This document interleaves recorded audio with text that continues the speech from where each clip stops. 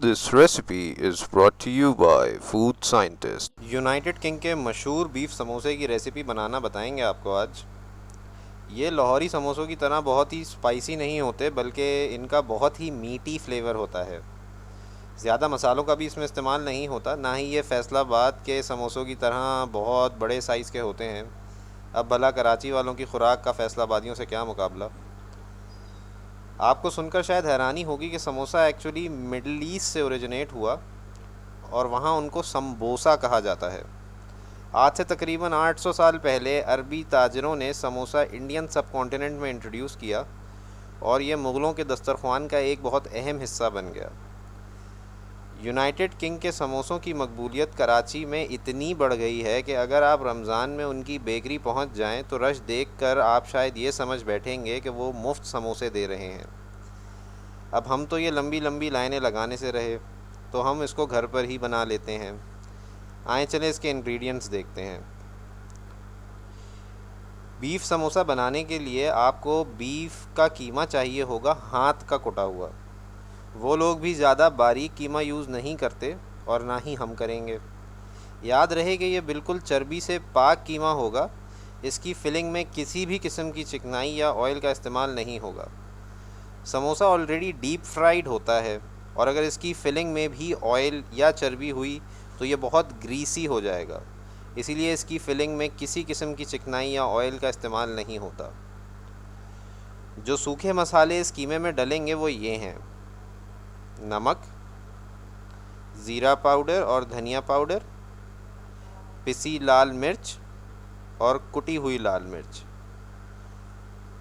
इसमें कोई गरम मसाला, कोई हल्दी या साबुत सूखा धनिया इस्तेमाल नहीं होता।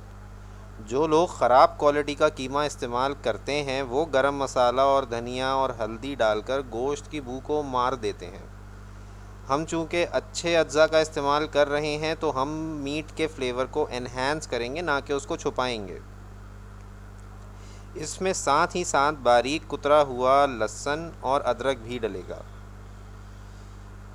बस अब इन तमाम अज्जा को एक पैन में डालकर धीमी आंच पर पकाएं। इसमें आप ना पानी डालेंगे और ना ही किसी किस्म का ऑयल। कीमा अपने ही पानी में गल जाएगा। जब कीमा अच्छी तरह गल जाए तो तेज़ आंच पर इसका पानी सुखा लें। ये बिल्कुल सूखा हुआ होना चाहिए, चूँकि नेक्स्ट स्टेप में हम इसमें गीले अज्जा ऐड करेंगे।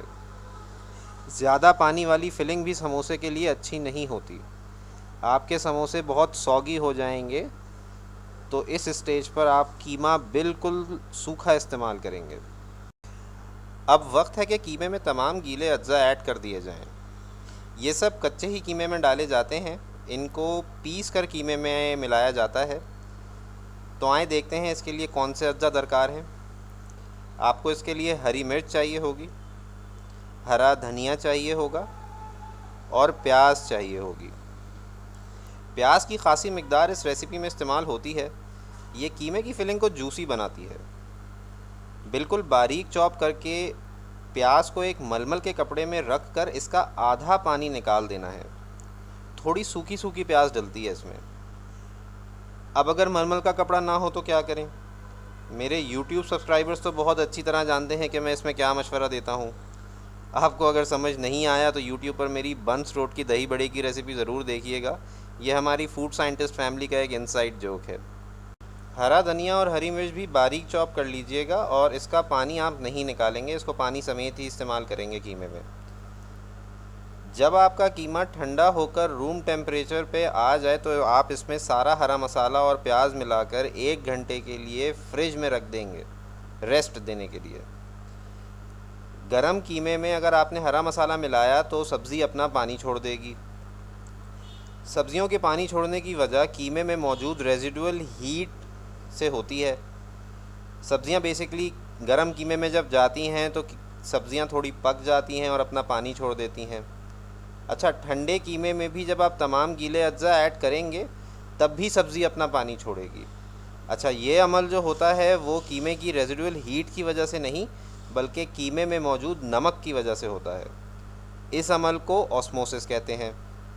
कीमे में नमक की कॉन्सेंट्रेशन ज़्यादा होती है और सब्ज़ियों में कम या ना होने के बराबर होती है।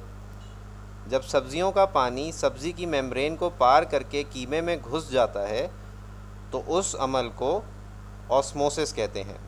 अच्छा, इस अमल को होने में ख़ासा वक्त दरकार होता है, इसीलिए हम कह रहे हैं कि आप इस मिक्सचर को कम से कम 1 घंटे के लिए फ्रिज में रख के रेस्ट देंगे।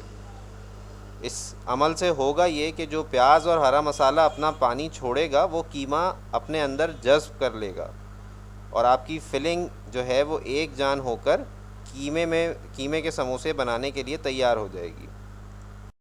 आए आपको समोसा लपेटने का सही तरीका दिखाते हैं।